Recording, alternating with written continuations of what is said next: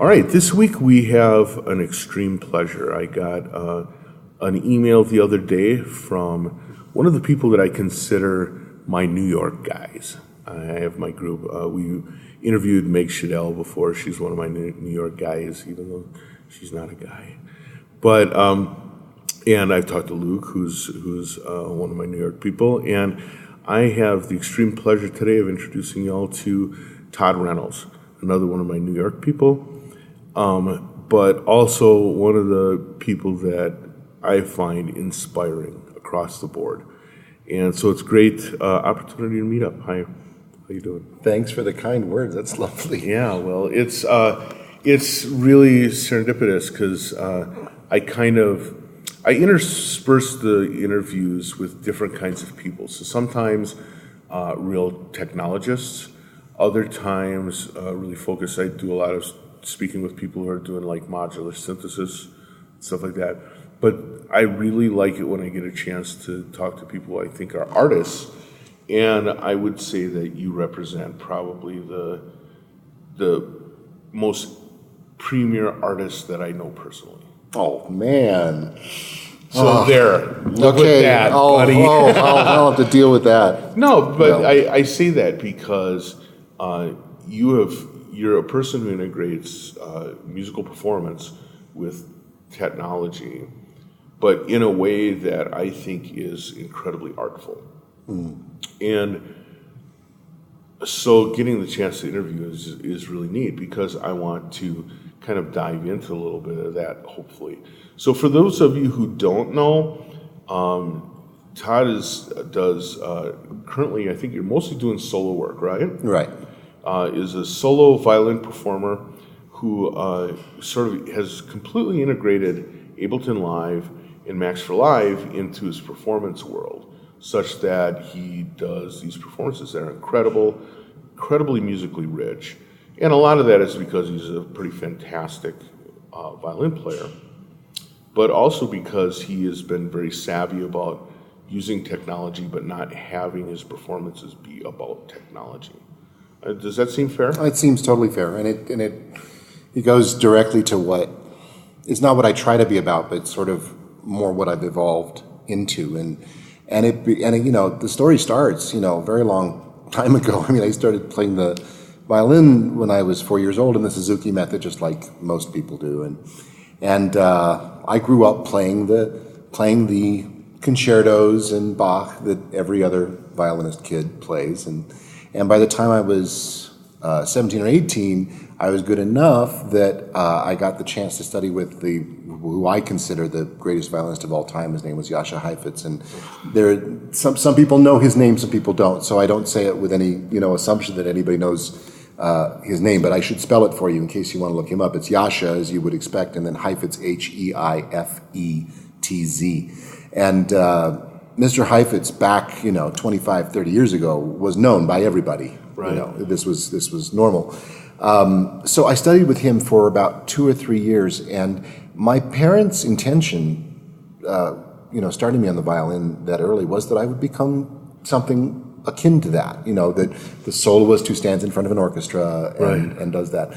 And that, when I got to conservatory, which was the Eastman School of Music when I was 21 or 22, when I finally went to school, I found out very quickly that a couple of things. Number one was that everybody was trying to do that, and also that it was a very lonely life. And I would even read stories of Itzhak Perlman, going from gig to gig to gig, and the host taking him out for dinner, and then he goes home to a hotel room, and then the next day is the same thing. And I was like, wow, this doesn't seem all that great. Right. And the other thing that hit me when I got to conservatory, which really changed my world, was I fell in with a bunch of composers just as friends. One guy in particular, and this guy was a very what's the word I'm looking for? Very charismatic guy, and he really fought me. He's like, why do you want to do this old music? There are people writing music today. And within my first year, I had sort of, almost in an evangelistic sense, given my life to the performance of what we now, and even then, called contemporary music or new music. Right. And so in that field, I was just meeting composers, and I was spending all my time at school playing the most thorny Western European, Second Viennese school, avant-garde stuff I could get my hands on. So it was only Carter Xenakis and Babbitt and Ligeti, and this is like all I wanted to play. And of course, everything else was awful, and Steve Reich was awful, and it was like this simple stuff, and I really went off the deep end with this stuff, even to the degree that I really thought that if I did it right, I could get everybody to like be Alan Fort and be listening to music in sets of 4/1 and 3/2s and tetrachords, and I really believed that this was how music was traveling, and pop music be damned, and. That was my first year at Eastman, and as my education increased and I continued to sort of broaden outwards, in my third year of Eastman, I took an audition randomly for the principal second violin position of the Rochester Philharmonic there in town, and I got it. So I don't know how, and so 2 years later, I was sitting in the orchestra, looking at my possible and probable career path. And looking at what it would take to move up the ranks to the position of an adequate, really adequate salary and a rewarding life, and I realized that was not where I was going to find it. I had that very traditional American thing going on of like, I want to find my own voice, I want to individuate, I want to, So one day, off a whim, I turned left instead of right and went up the stairs to the office and said, I'll be gone in September, and the CEO said, is this a money conversation? Do you need more money? I didn't know what a money conversation was. I was only 23 or so, 24 or something like that. And so I just quit. And I decided to go back to school because I'd been playing in first position. That's, for those of you who don't know violin lingo, that's, the easy position. That's down near the scroll. And when you've been doing that for a year, you've sort of lost some of your ability to play up high, and said, okay, let me go back and get my chops back. So I moved down toward New York City without a bachelor's degree to pursue a master's at SUNY at Stony Brook. And there was a guy there named Dan Weymouth, who is a composer, and he came out of Berkeley, and he had just been hired with a budget of something like, I don't know, 45 grand or something, to build a computer music studio there at Stony Brook. Up to that time, Daria Semigan had brought all three of Bulent Aurel's, or maybe Bulent came to SUNY. I'm not sure of the history, but there were all these tape-cutting electronic music studios. They're all beautiful wood stuff, that they had built. And so one of these was dismantled, and one of these rooms opened up, and Dan started putting in stuff. Yamaha TG-77s, SY-33s, and all these little sort of old synthesizers that we don't even think about anymore, and an SE-30, a Mac SE-30, which had David Ziccarelli's, Vision. It was opcode days, right? And it's then a year later, Max, the first edition of Max, and Studio Vision, 4 tracks of audio. Oh my God! And so during my tenure at SUNY Stony Brook, I discovered lots of things. I mean, I first of all realized that this militancy toward sort of avant-garde-ish new music, that this intellectual academic thing I was in was no longer rewarding for me. And I began to realize that there were whole segments of world musics and pop musics and all sorts of other stuff and technology that I was not paying attention to. So I started to pay attention to it. And there at Stony Brook, my best friend and myself, Michael Lowenstern, and one of the most extraordinary musicians and programmers that I know, and who was to become my best friend, we spent every night in that computer music studio, and there was only one composer of Dan's in his class that was interested in playing in that studio. So we got the keys to the kingdom. Sure. Dan Weymouth gave us the keys to the kingdom, and that's the reason I'm the musician I am today. Well, that's amazing. First of all, it's interesting to me how often Stony Brook comes up, because sort of like in the general discourse of schools, Stony Brook isn't that widely known. Mm-mm. But, oh my God, in the music world, there are so many people that have come out of there or have gone through there, or like in the case of Meg, are there right now. Some real luminaries of the whole electronic music past and present, are gravitating around Stony Brook. What is it about Stony Brook that causes that to happen? Well, first of all, I mean, it's funny. I can't.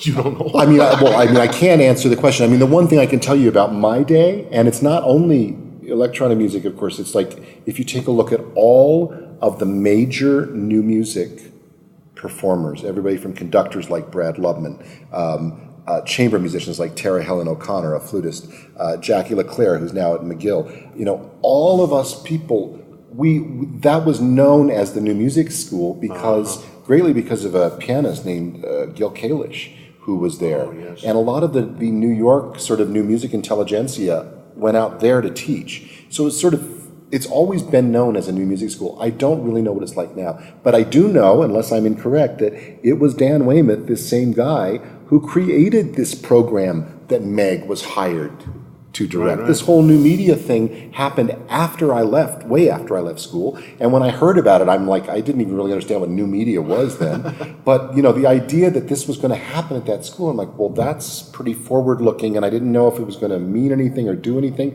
But then, you know, fast forward, and yeah, Meg and Dan and their students coming through there every day doing great work. So there's something in the water. Yeah, apparently. Or in the water. For people who don't know, how far is Stony Brook from New York City? Yeah. From New York City, it's exactly a 2-hour train ride, or just under a 2-hour train ride. So it's not like right around the corner. By a car, it's like 7 hours with traffic. You know, it's just like, it's awful. I could never live out there now. It's impossible.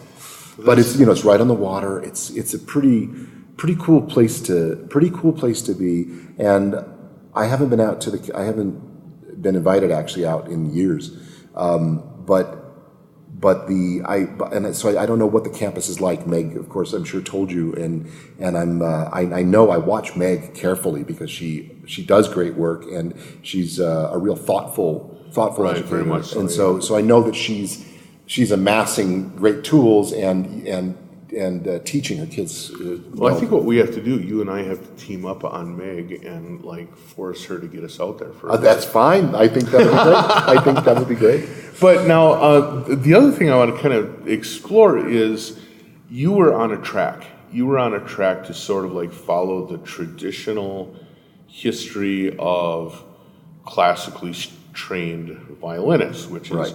You know, you're supposed to start in that second chair way on the off side of the orchestra and slowly work your way up, and by being very politically correct and by being very deferential to all of your betters. And also being choppy, it's real. Yeah, and pulling your weight, that eventually in some number of years measured in 2 digits, right, you would get your break.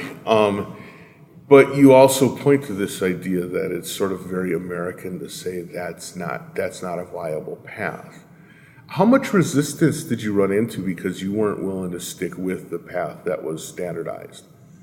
Or was there something also in the air at the time that said, do your own thing, man? I experienced zero resistance, but I think that oftentimes that's really depending upon where you're looking, right? Like Maybe. It's like what angle you're looking at. I remember the first thing, as I mentioned, was the CEO saying, you know, is this a money conversation? Right. And my parents, of course, and everybody was like, no, you're not. You're 25 years old.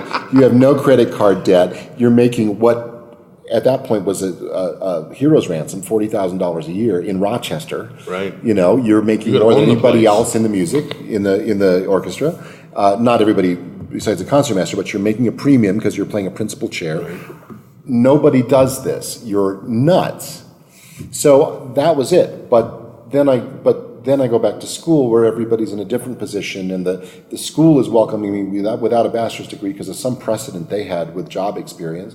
So I'm welcomed there. Then I meet this guy named Dan Weymouth, whose music I also end up playing, and he becomes my real mentor, the guy who really helped me answer the questions I needed to answer to become who I needed to become. He and my violin teacher there at SUNY Stony Brook were my savior.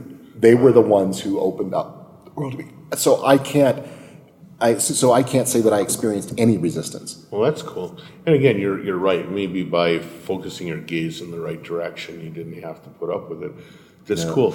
So you sound like you were in a pretty privileged position still, though, because you found yourself in a place where you had access to this stuff without having to like work as a barista to make the money to get your SY-77. Exactly. And I wasn't really paying anything for school either. Right.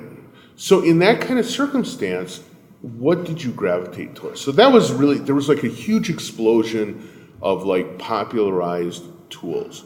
Right. So you have Yamaha coming out with all their stuff. Right.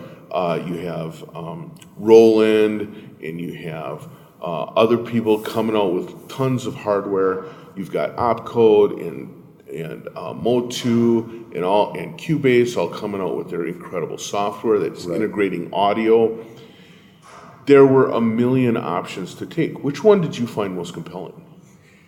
Well, I actually went hardware first because the whole ability of software was not there yet at all, and so one of the things that I knew that I wanted to do was learn to improvise. I was like, this is something I need to do, and I discovered the digital delay. This was, so if you want to know what I gravitated toward, it's the digital delay, which remains, the backbone of my work. Right. So it was, big reverbs and digital delays coming out of a Lexicon LXP1 and an LXP5, which I then augmented with Lake Butler pedals because I learned how to control them. So I could do this. I'm making accelerator pedals, continuous controller motions with my hands right now, and so that was it. And so I discovered that improvising in a room was awful because I remember going into our studio once and I'm like, today I'm going to learn to improvise.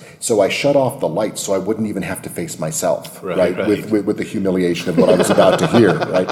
And so, I'd say, okay, well, everybody's got to start with a note, so let's start somewhere. And I'm like, so I played a note, I played a C. I'm like, damn, everybody plays a C. What a normal frickin' note. I'm never going to succeed at this. This is awful. And then I'd be, okay, well, press on. And then, and I'd be playing, and all of a sudden I'd hit a D, and I'm like, a D! No, a C. I mean, the C and a D, how banal is that, So finally then I would start to, like put some stuff into some big reverbs or digital delays, and I say, okay, well, you know what? Try playing what you know. So I'd like, pull out a lick from the Sibelius violin concerto, and I forced myself to get comfortable with that. And I just set stuff up to be able to sort of loop back at me without any sort of time base, without any clock or anything, because that didn't exist. Right. And so in doing so, I made my first electronic pieces, which I don't think anybody's ever actually heard.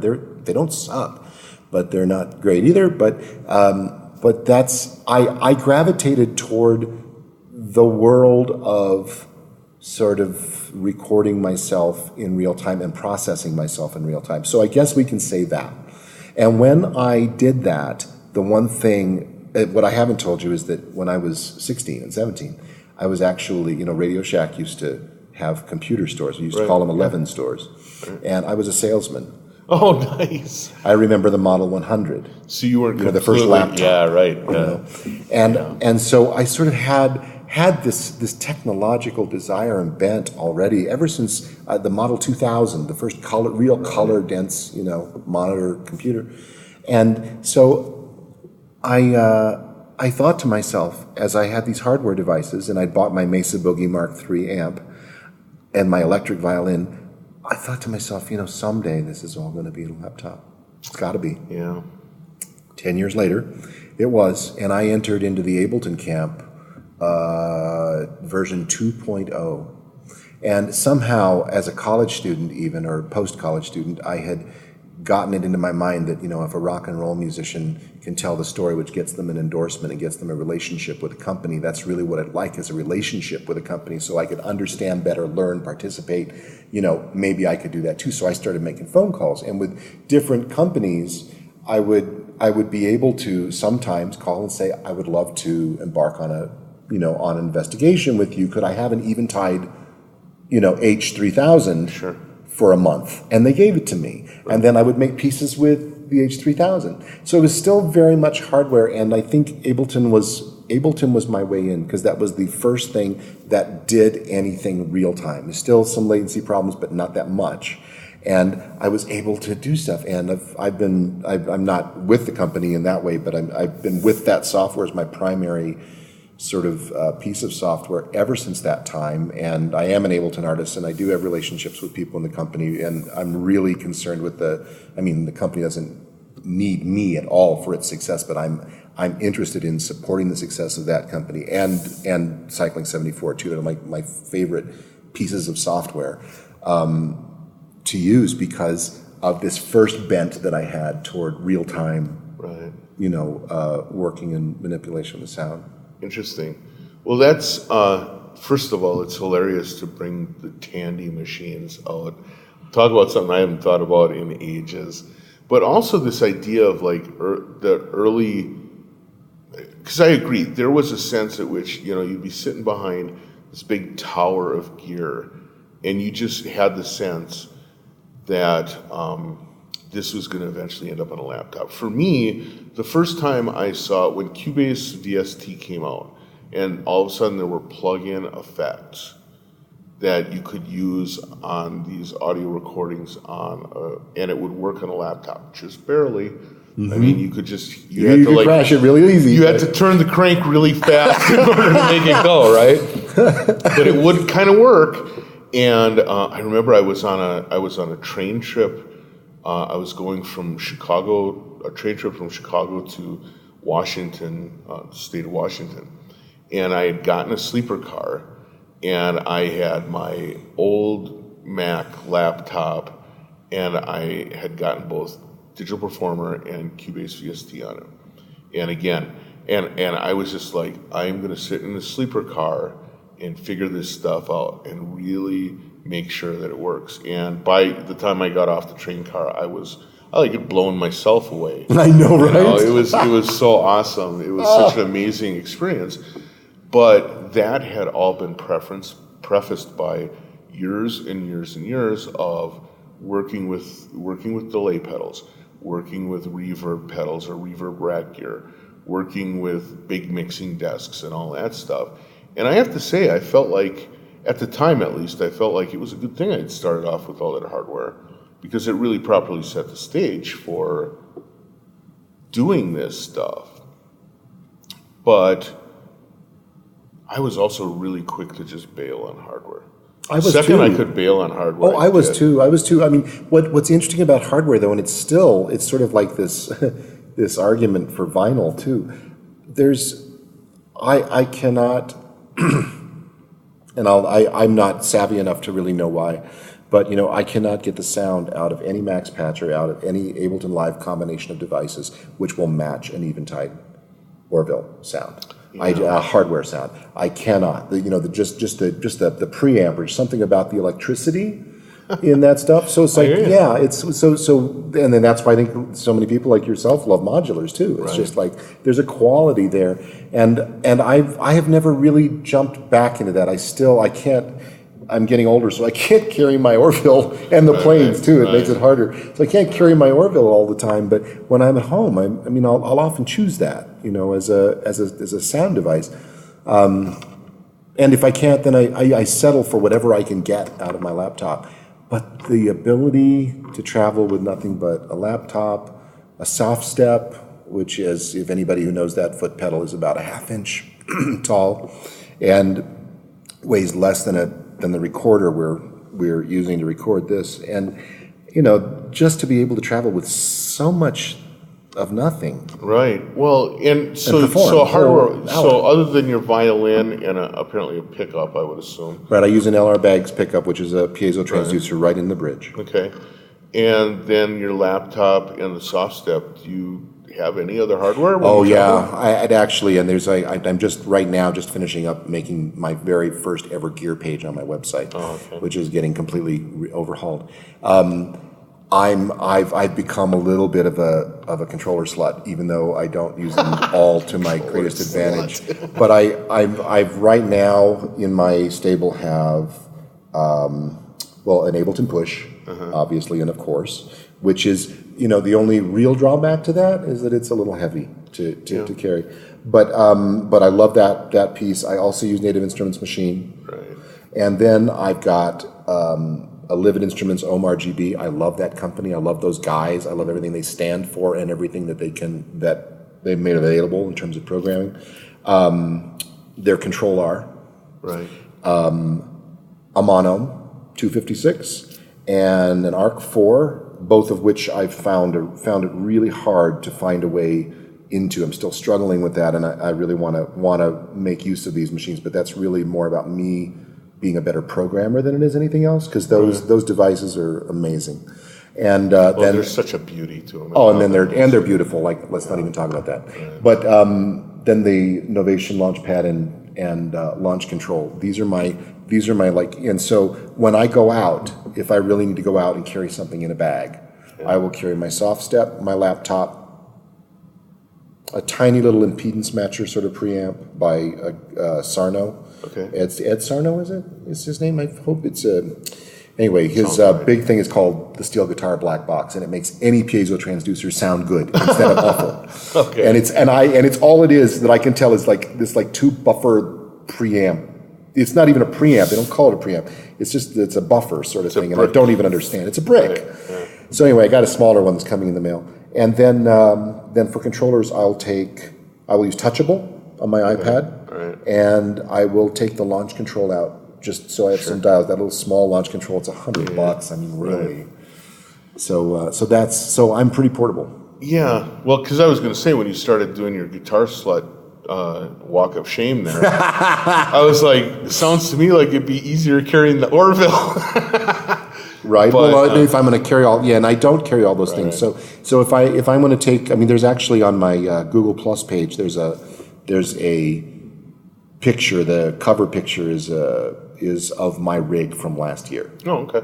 And that has the Mono, the machine, the Touchable, Launchpad, Orville, and that's it. Okay.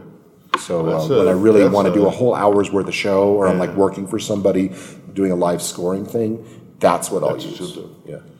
So let's talk. So you just raised the specter of live scoring, and you mentioned earlier when we were just talking that you're doing a little bit more scoring and soundtrack type work. What does that look like when you're doing it? My assumption is it isn't like Hans Zimmer style, sitting behind 5 monitors worth of sequence. My assumption is that you do something maybe a little more off the cuff, or is that not true? It's totally. Because you strike me as like, every time I've seen you play, it just seems to me like your style really lends itself to playing live and reacting to what the delays are giving you, reacting to what the environment's giving you. When an audience reacts, you play off of that like with an extreme immediacy. And so it's hard for me to imagine doing that in a scoring environment unless you're just sort of like giving yourself over to watching a picture and playing and reacting to the picture instead. That's exactly it, though. Yeah. It's a really odd thing. I get sometimes I get excited by it, and sometimes I just get terribly scared by it. But what's really interesting is that I haven't moved very far, in a way. When back in the day when I decided that had the thought that I wanted to be a composer, a blank piece of score paper, just like a blank Max patch, scared the bejesus out of me. But then when I could get some stuff generated, then I could edit quickly and create quickly, sort of doing both at the same time. And that became very fulfilling for me to do. So still to this day, I'm happier getting up in front of, I don't care how many people, it's just not nerve-wracking, not having an idea at all what I'm going to do, and then make something up. Sure. So the same then goes to the playing to picture. Let's say I have this cue that I'm going to have to score. I will start playing to it. And as I play to it, I'll do a few takes, and some of those things will work together, some of those won't, or I'll find a direction, and then I just start painting on top of that.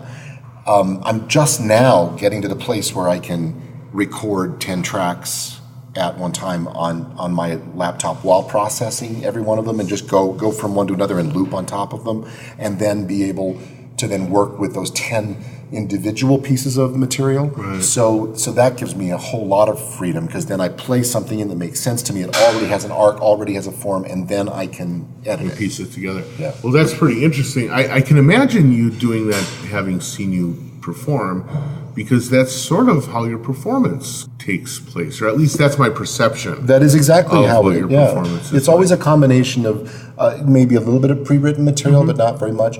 And the other thing that part of my what would one call that? Part of my baggage that I bring from my sort of high-level avant-garde experience, my academic training is, I do not want things to sound like somebody else. I don't want it to sound like Hans Zimmer, and I also don't want it to sound like synthesizers. It makes me really upset when I've done like a whole hour of performing from nothing, and then somebody comes up and says to me, "Were you playing to track?" Oh, isn't that irritating? So my shtick is that I do live and unscripted performance of modular stuff, which is really weird because my whole thing is I start off with a blank slate.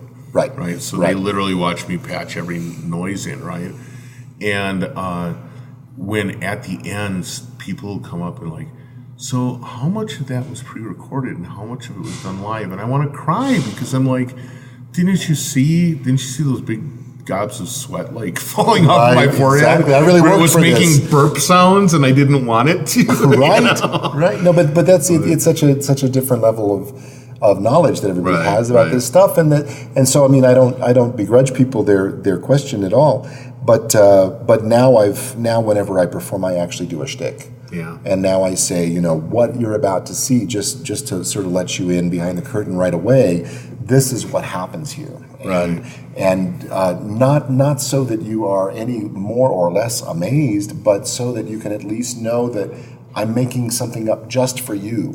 And this is not something that I made up for like 1,000 people, last previously. week. Yeah, exactly. Well, I think that there's another thing, which is when you're a performer, allowing the audience to understand sort of the risky nature of what's about to happen, it actually, to me, first of all, gives you a little bit of release. So if it kind of does sort of not go great, there's not this sense of, well, you're not really good, So maybe it's a little insurance policy, right. But it's also, they understand then that they're a participant. That's really important to me. Because my whole thing about listening to music and like why you go to a concert and why you'll pay $250 to go see James Taylor live when you could have paid $15 and heard the same thing in your living room on better speakers, if you're an audiophile. The reason is because we seek shared experience. There's something about those other people in the room and that guy on stage that's like you're all experiencing it together, and that is a singular thing. And so, in any concert experience, there is a loop between the performer that goes through the sound man and around the audience and through every single person. So, like, I don't exist without an audience. Right. I really don't. And recordings and everything, still, it's like they're important. I would love to give my music to everybody. I would love to share the joy that I feel making music with people through a piece of plastic or through bits. But really, it's that shared experience of hanging out together and doing something. And I do like people to know that you are as much a part of this. You are cause in the matter for this performance. Right. It's not me, the artist. I mean, it's us doing this thing that we do as humans. Right. Well, now it's one like side street we can take here that I want to take is actually related to your recorded work. So was it 2012 you did Outer Barrel? 2011. 2011. And it was a much acclaimed release. You got some good kudos for that, I think. But one of the things I noticed, and I'll admit I helped introduce some people to it as well, was it starting to be used in performances where you weren't present. So, for example, I do some work with a dance company. I do visual work with a dance company. And they have a tendency to use sort of like modern, classically infused work, right? and I introduced them to your CD, and they fell in love. And all of a sudden, I got this like secondary Todd experience, which is I'm hearing Todd, but I'm seeing dancers, and I'm seeing my visual work and stuff like that. And it's something. So your visual work was in that too? Yes. Oh, okay. Great. And so all of a sudden, I'm collaborating with you, although you're not there. And these dancers are collaborating with you, even though you're not there. And I wondered, first of all, have you experienced like secondhand use of your work in that way? Ever? Yes, yeah. I mean, there are people who've approached me about using the work, and that has happened. I don't think I've seen all that much of it, because it's like this is the thing, you make an agreement with somebody and you have a talk with them, and make sure you share with me. I'd love to see it, and then time passes. Yeah, it never happens, right? Well, because you never see it. Because especially in performance environments like that, once the performance is over, everyone is so tired and so anxious to forget about everything. Right, totally, right. But there's this, for instance, there's this one gentleman in Minneapolis. James Sewell is his name. James Sewell Ballet, and James approached me. He enjoyed the work, and he wanted to choreograph an entire half of an evening and then he ended up calling it Outer Borough. Oh, nice. And so the piece is called Outer Borough, and it's got 4 pieces off the record, one by Michael Lowenstern, and the other 2 by me, and then we do an improvisation, and then one by a guy named Bill Ryan, also from Michigan. And so I've done this with him, where it wasn't so much anything created from scratch, but it was more like he was going to choreograph to this work, and then we perform it together. Right. I perform it live. Sure. So we do this piece as a touring piece now. So I've gotten to see work. So did I just get these dance people in trouble because they didn't talk to you ahead of time? Oh, no. Okay, I don't know. No. Well, I know that they're paying their performance rights stuff, so maybe I hope you check for that someday. No, I don't. I mean, this is the thing with dance. I'm curious about how that even grand works. rights do not get do not get paid. Oh, really? No, and in fact, what I do most of the time is, if somebody does approach me, and I do hope they do, because it's better for us to know when our work is being used than not to. Yeah. So, but I'm not going to call somebody and say, "You're using my work without permission. You may not." That's just not my way. It's my right, but it's not my way. I'm curious about what is supposed to be that. I mean, and I'm sure there is no supposed to be. Okay, there isn't. That's what it seems like. It seems like kind of the Wild West with all this stuff. It is totally the Wild West when it comes to theater and when it comes to dance, and it's the Wild West, and whoever has the most money always wins. So it's like, if they're going to use a Red Hot Chili Peppers thing, and the Red Hot Chili Peppers lawyer is paid more than the other guy's lawyer, then that guy can come and shut this thing down, or else demand restitution in the form of $3,500.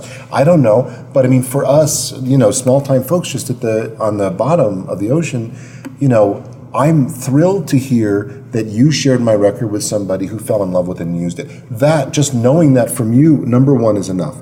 Number two, if that person had contacted me and said, "We'd like to use your work for a dance piece, which we're going to do 8 times during this time," right, I would say, "Okay, I'm going to send you a licensing agreement." Uh-huh. And usually I will receive a licensing fee of X, whether that would be $50 or $100 a performance, whatever, and then they're going to say, "Well, we have no budget for music." And I'm like, "Well, you know what? I understand. A lot of dance people don't have budgets for anything, right, except for maybe costumes, and you really need those."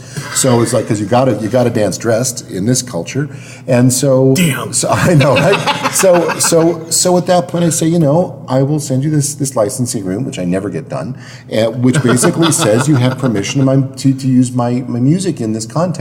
And at least there's some sort of human agreement and respect there's for interaction, the thing. Right. There's an interaction that represents the respect that maybe, even if there's not money, that respect sort of like is valuable. That's it. Right. That's it. So it's like people ask me what I charge to do this and that. I'm like, sliding scale from 0 to 1 million, and nobody's ever given me that much, but I've gotten this much a lot, So, but no, it's I was actually curious about that, because the way the music that you do, actually, it's sort of like reminiscent of things without being a thing. I mean, so it happens. That's cool. You hear it, and if if you're thinking in terms of soundtrack, it kind of sounds soundtrack. If you're thinking of performance tool for a dance or something, it sort of has that feel to it. If you want to chill out with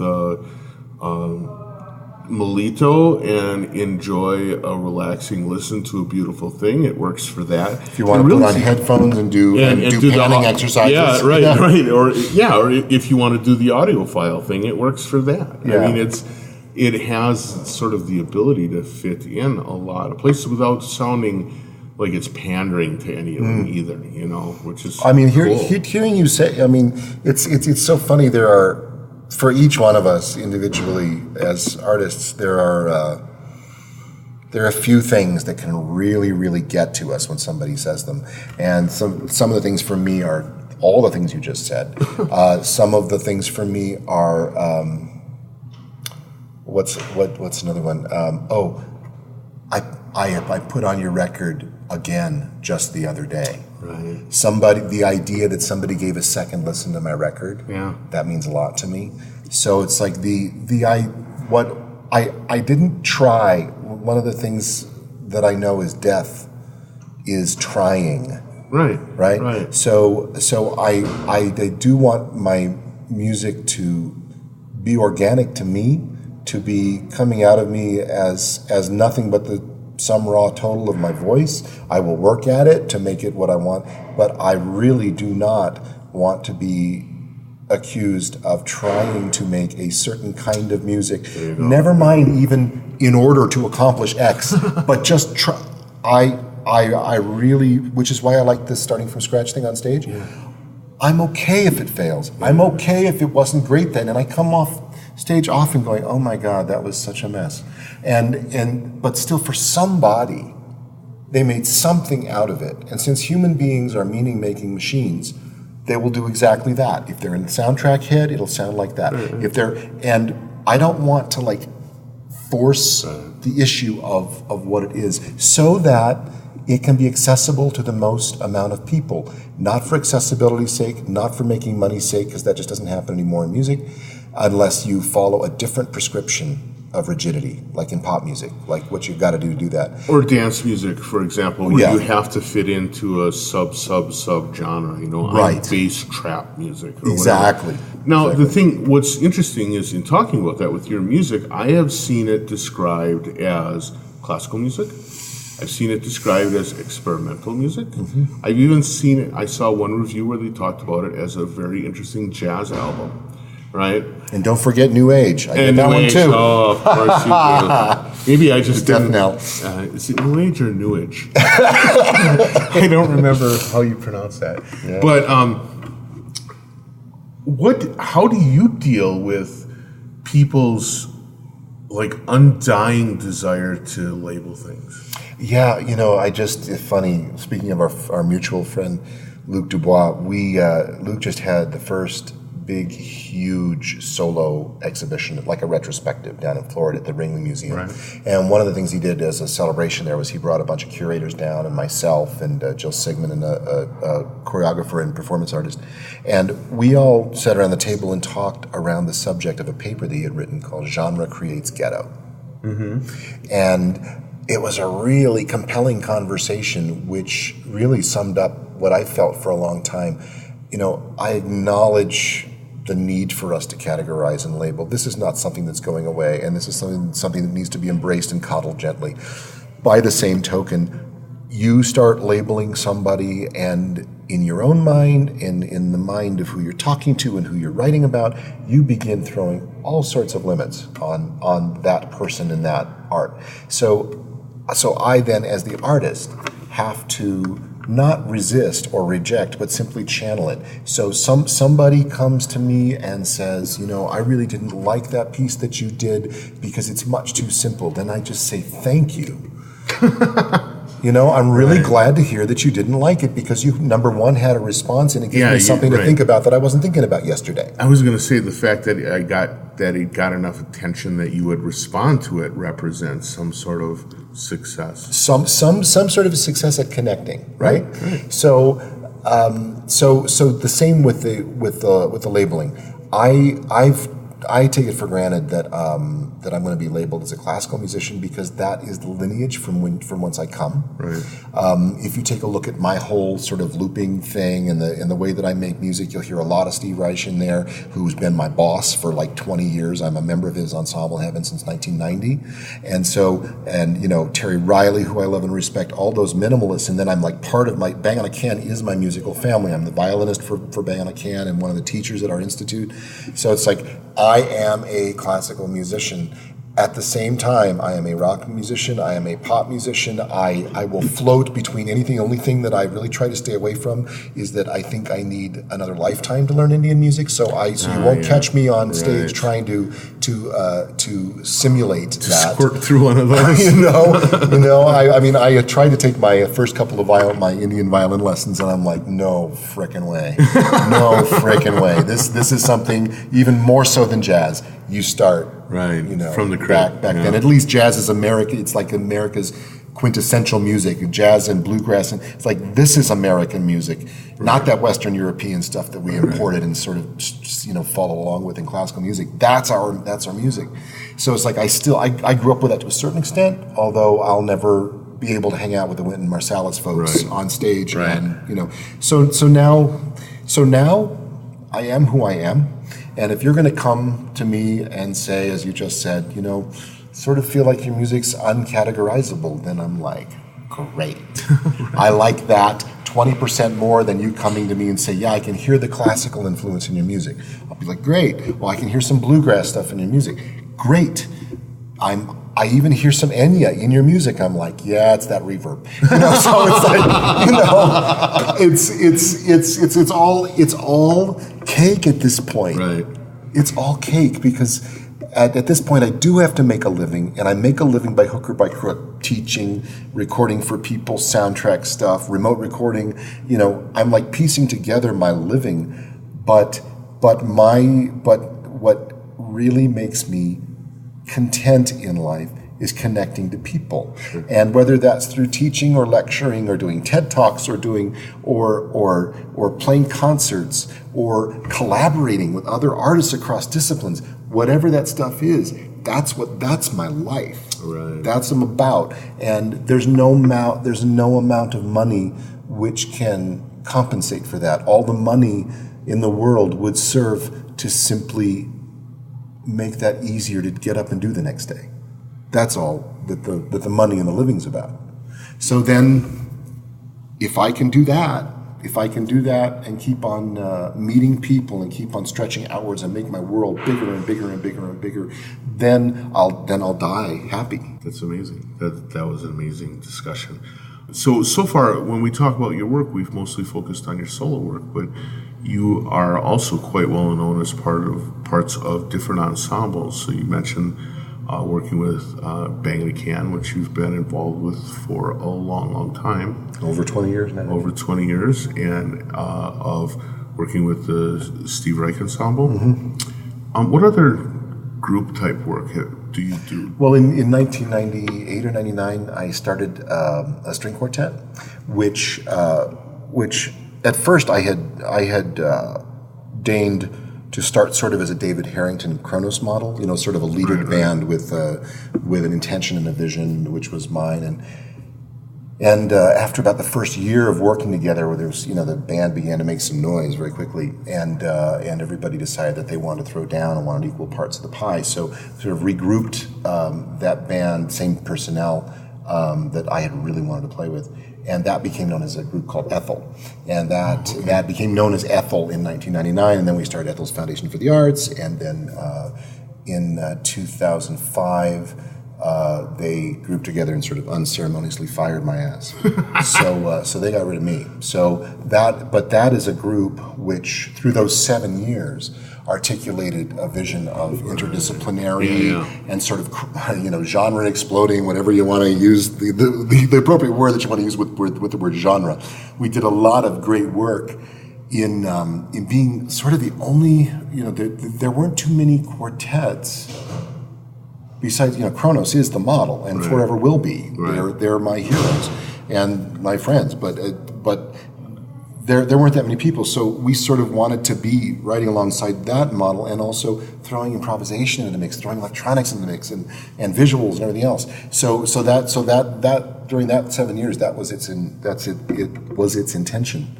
So that's one group that I have that's connected to my name and certainly to the thing that I wanted to create, which got created and was successful. Then after that, building another string quartet is superfluous. But people kept coming to me asking me to do string quartets because they thought that's what I did. So the Todd Reynolds string quartet was around for a while. So I did Meredith Monk's last big project, I believe. I think it's her last one, called Songs of Ascension. Okay. I put together a string quartet for that and worked with Meredith for 2 years. What other groups? Yo-Yo Ma, Silk Road Project. I was one of the very, very early members of that, just when it was getting started. An album called When Strangers Meet. Yes. And what an incredible opportunity that was, and some of the touring that I did with him. Also, I actually got to know him because of composer named Tan Dunn, which everybody knows for the score of Crouching Tiger, Hidden Dragon. And I played a solo in London with a solo part. It was a violin cello concerto with a chorale, which played stones, and then 3 water percussionists. It was the St. Matthew Passion. It was called the Water Passion. Okay. So that's where I met Yo-Yo, and then ended up doing those first few tours with the Silk Road Project. Trying to think of other ensembles. It's weird after a long time in life, and you go from one thing to another. Things blur quite a bit. But well, in addition to doing ensembles, you've also done a tremendous number of collaborations. So every time I've seen you work, it's always been in conjunction with Luc Dubois doing visuals with you, right.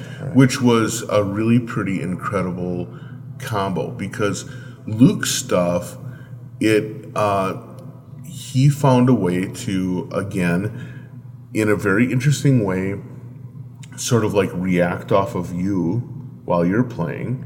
And I got the sense that you were reacting off of him as he was messing around. And it was a really powerful collaboration, more so than just the typical thing where a visual artist kind of plops down next to a guy and then runs his shtick, while the music plays. But you have done other collaborations over the years too, right? None as much as with Luc. I mean, well, the Luc thing is a pretty long form. Yeah. You've been doing that for a long time. Yeah. I've seen you do the thing with him, and it was like a 5-year spread in between performances. Right. The Luc thing is very special, partially because Luc is special, partially because our relationship is special. But it's actually, the Luc thing still has a ton of room for growth in this way. For instance, Luc specializes, and he talks about this all the time. His intent as a visual artist working in collaboration is to amplify the presence of the performer. So sometimes he uses cameras with me, sometimes he uses line drawings, sometimes it's photographs, whatever. But it's the idea of amplifying the presence of the performance, which is perfect for this thing that we now call concert theater. Right.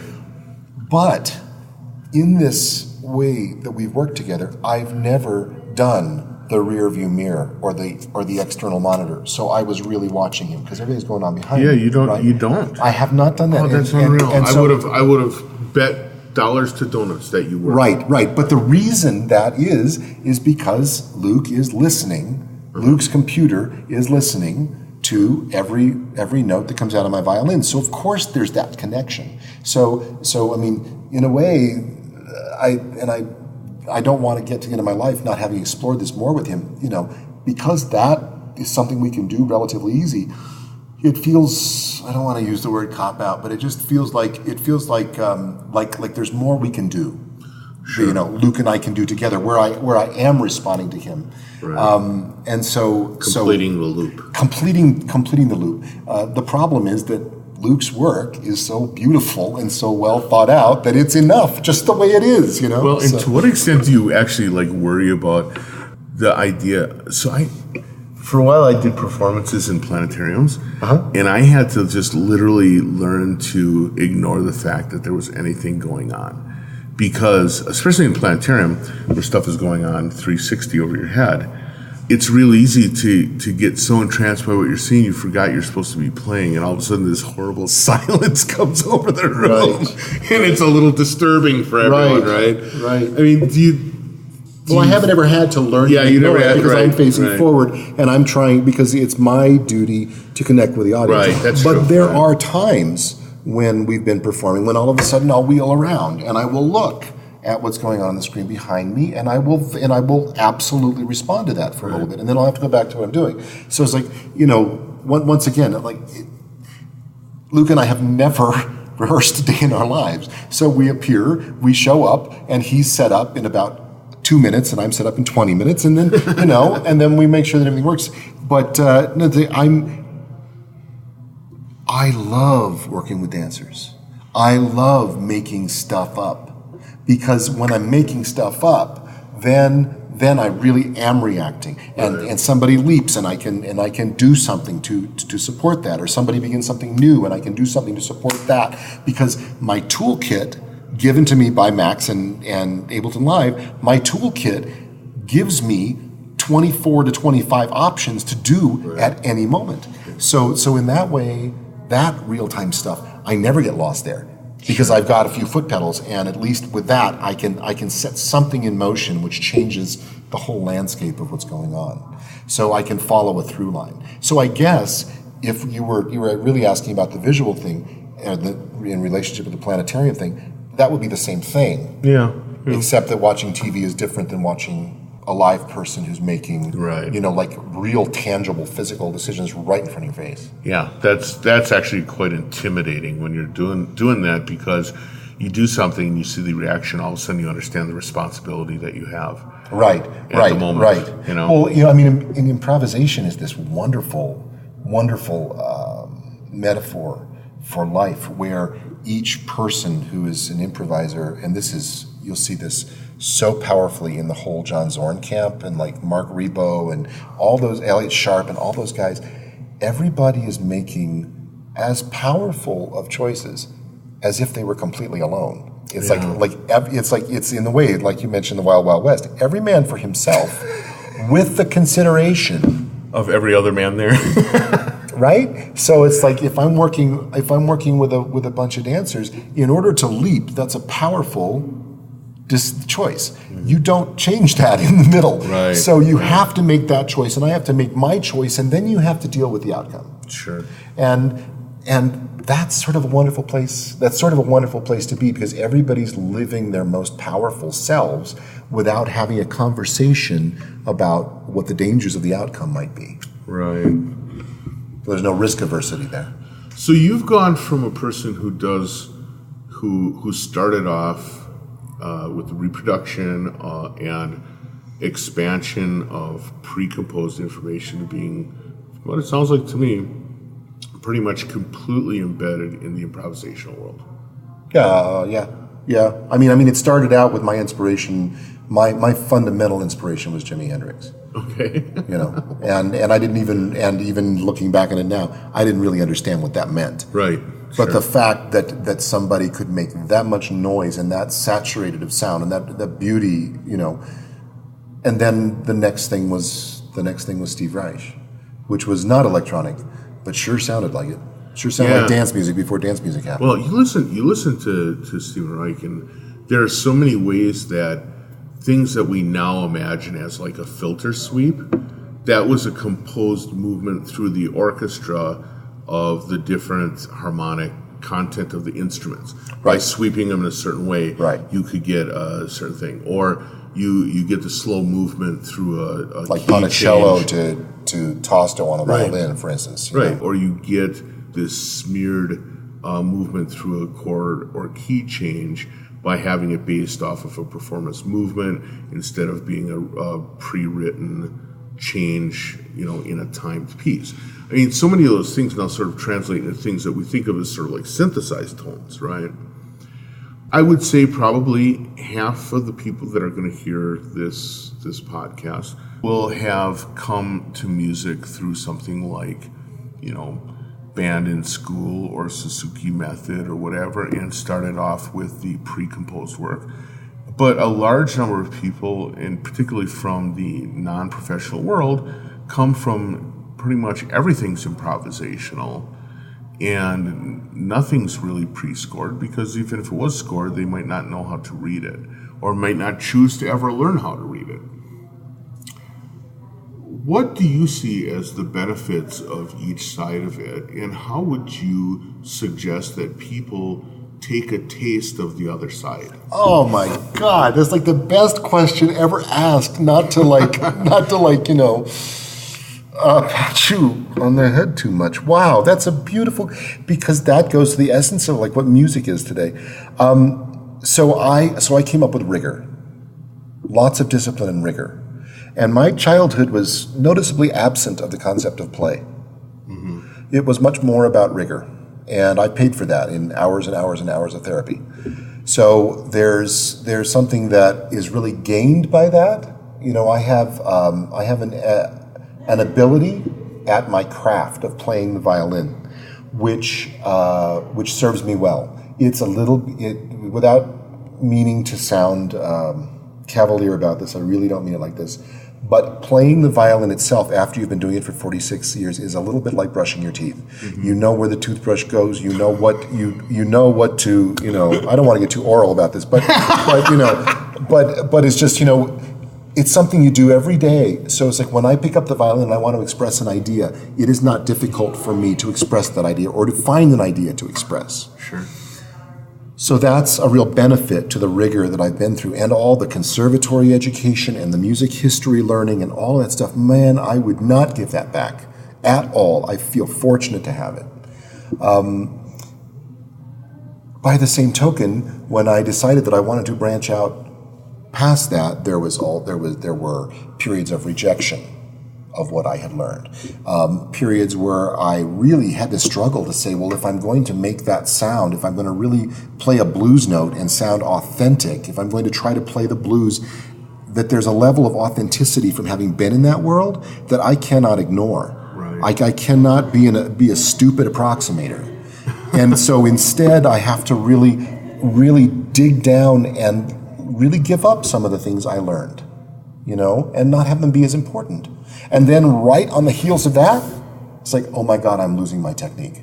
Oh, geez. Don't ask me to travel with the Sibelius Violin Concerto, because it's going to take me a year to pull up. It's not going to be that rewarding for me, and halfway through it, I'm going to curse myself for having done it.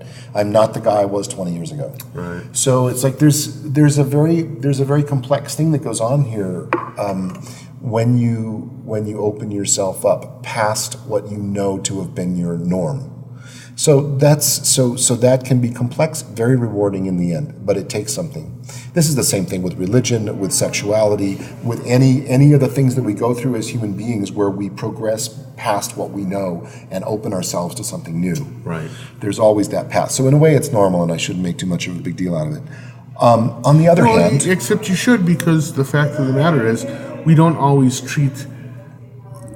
There's this sense that music is somehow like this special thing, and it's treated like with much more respect than sexuality or religion or any of these other things. It's somehow magical and mystical because there's this ethereal talent thing and this hard work aspect to it that somehow seems to be more reverenced than anything else. Right. And when you see, when you're not in that group, then you look at it with that mysticism. Right. It's funny because it's the same. If you take a look at woodworking, it's the same. There's craft and there's art. Now, hopefully when you're studying the woodworking, you are studying craft and art at the same time. If you have a good teacher, that's probably going to meld a little bit. Right. And then you're going to come out with your own unique expression. And then, other people, all the critics, get to judge whether it's art or not. But I don't buy that. I buy art as practice. Yeah. So I'm not of the camp that says it's for the intelligentsia to decide what's art or not. No, let's take it away from that. Art is in your hands. Whether you want to practice art, then you are an artist and you are practicing art. So the craft and the art of music is the same thing. It's sort of tightly interwoven, and it is mystical and it's not mystical. Wherever there's a paradox, that's for me where the truth is. Right. Where both things that seem opposite can occur at the same time. Down deep in there, if you drill, that's where your insight comes, and that's where you find yourself. That's where you find your truth, if there is any truth to be had. So on the other side of that, you asked about the taste of the other world. So let's say that you came to music when you were 17 years old, and you came to it through a mashup, where you went to a friend's house and he said, "Let me show you what I've done." And he's got the crossfader on Ableton Live enabled, and he's got two tunes, and he's just going between these two tunes. You're like, "Oh my God, how do you separate that James Brown drum beat from the Bernard Purdy lick from this, and how do you combine?" And your mind gets blown with technology. Well, you have just set yourself on a path. Now, I do not believe that you need to read music to go further down that path. When you come to the point when you're on that path where you're saying, "Wow, I'd like to really do this live rather than doing it in a box, in a software package, and I'd like to be able to wave my hands like those guys who call themselves conductors do and have one side of the orchestra take over this job and one side." At that point, you've got a whole new world that just opened up to you of both pain and pleasure, where you really do need to know something about notation and about how those people understand their music. So the best way to get a taste of the other world, just like anything else, is to begin to expand your network and to begin to be friends with and interested parties and interested collaborators with people who don't do something different than you, people who have a different type of discipline. The person who is sort of fly-by-night, experiment with this, experiment with that, sort of, this might take a longer time for that person. And that's okay too, because making art is making art. And so that person, may not be as serious about it. You may not ever need to touch anything else except just the tools that you're playing with. But, and I have so much room for those people. I mean, they aren't those people, they're us. It's just different expressions of the same thing. So I guess, obviously, I do less good of an impression of like coming from the other side because I don't know that other side. But I do meet people who've sort of started from that side, from the electronic side, who aren't that skilled at their instruments, And a guy who walks in and he's playing the bassoon, doesn't play the bassoon very well, but he really thinks that he wants to play the bassoon and make his music out of the bassoon. And at that point, I hear all these other wonderful things he's doing, and I'm like, you either got to get really good at playing the bassoon or start looking at these other things that make you happy. Right. These other types of music that you can make without the bassoon in your hand. Well, Todd, it's been a fantastic opportunity to talk with you. As so often with these interviews, I start talking and it seems like I got the rest of the day. Let's keep going. Right? But I really appreciate you taking out the time. Thanks for touching base while you're visiting in fabulous Denver. I hope you're having a good time here. I'm so happy I did. It's so great to spend some time with you. Yeah, it is. It's awesome. So thanks a lot, and we're going to talk some more soon. Right on. Maybe I'll come out to your neck of the woods for the next interview. Please do. Okay? Please do. All right. Thanks a lot. Thanks so much. And there's another podcast number 32 with my friend and incredible musician, Todd Reynolds. If you haven't already heard his album, Outer Borough, I strongly recommend you check it out. It'll appeal to you whether you like classical music, whether you like experimental music, or if you like electronic music. It's just a fabulous and very tuneful piece of work. So please check that out. I know it's available on Amazon. In fact, Amazon gave it quite rave reviews themselves. So reach out to Todd's work, and then let's all pester him to get some more work done, because he's a phenomenal artist, phenomenal musician, and man, am I glad to know the guy. Thanks again to everyone for listening to the podcast, and if you have any questions or comments, make sure that you drop me a line, ddg@cycling74.com. Otherwise, have a great week, and I'll talk to you next time.